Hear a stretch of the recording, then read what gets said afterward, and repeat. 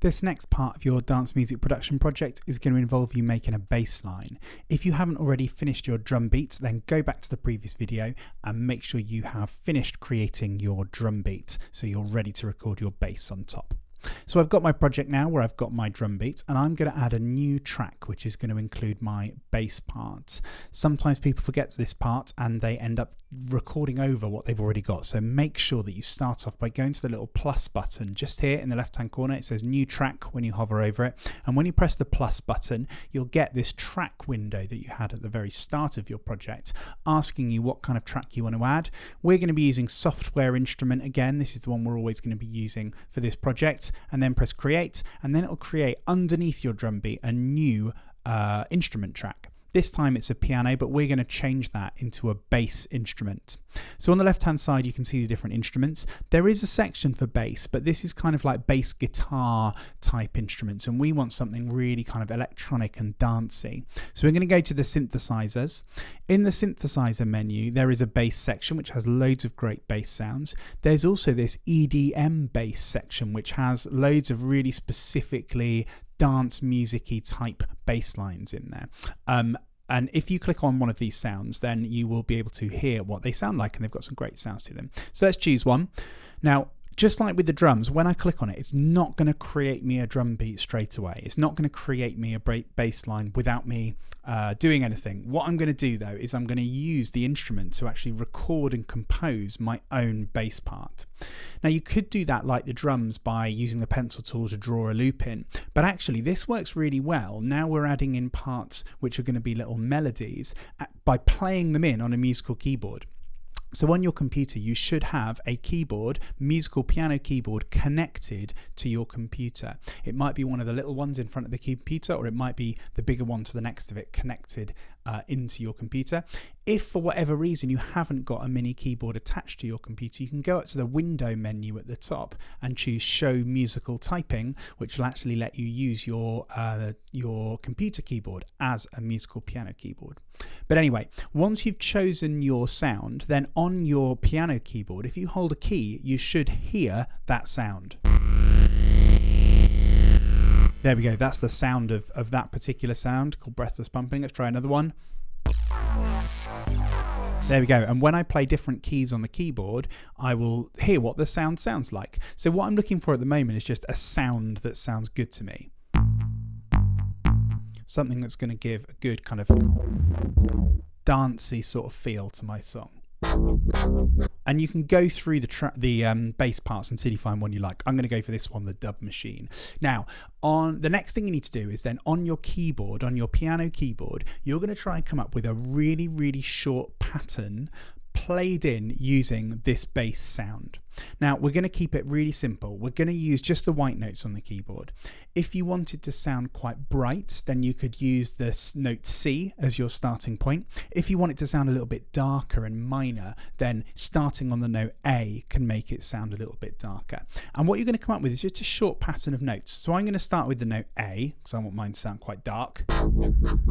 Then I'm going to choose where I'm going to go next. Maybe I'm going to go down to the note E. And then maybe I'm going to go up one to the note F. There we go. So maybe my pattern might involve those three notes, keeping it really simple. It might go something like this. There we go. So from A to E to F, it's quite a crazy sound I've chosen.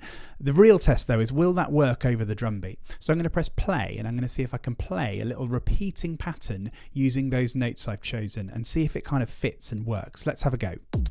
There's my drums. Let's try playing the riff. Here we go.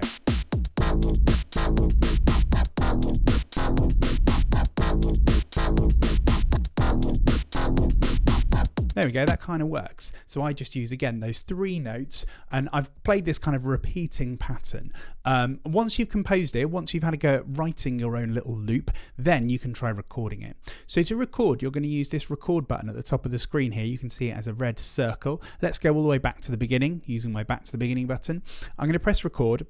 And what it'll do is it'll give me a quick count in. It'll give me a 1, 2, 3, 4 in clicks. Then I'm ready to play my loop. Now I only need to actually play it once, because then I'm going to use the computer to help me loop and repeat it. So let's try that now. Here we go.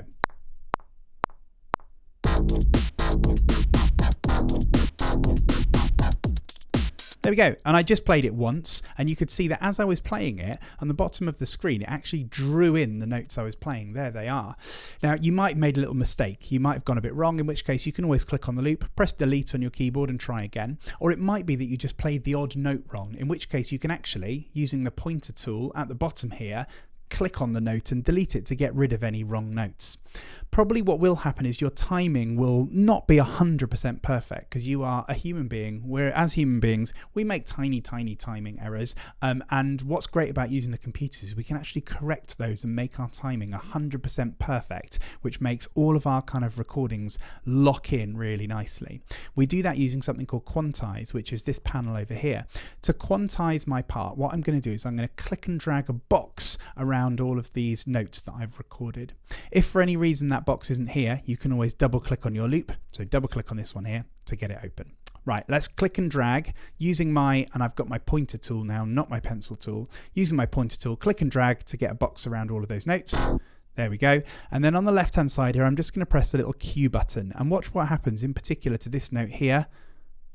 There we go. Did you see it sort of jumped onto the grid lines? The grid lines are your making sure everything is 100% in time. So the notes being on the grid lines means that it will now be 100% completely in time. There we go. That's now all locked in. The final step is I can loop my part by going to the top right hand corner of this loop, click and drag, and now let's see how they sound together, my drum beat and my bass line.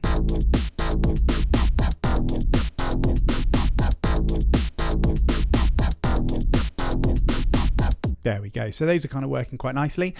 As an extension, if you finish that, what you can do is try recording another bass part. Maybe that's the bit for the first part of the song. Maybe in a later area of the song, you're going to have a different variation. So you can do exactly the same thing. You can use the same sound, record in something new, and then record it afterwards. Or you could add a new track, find a different sound that you like, and then try recording a separate bass line using that new sound. There you go. That's how to make your bass line. Good luck.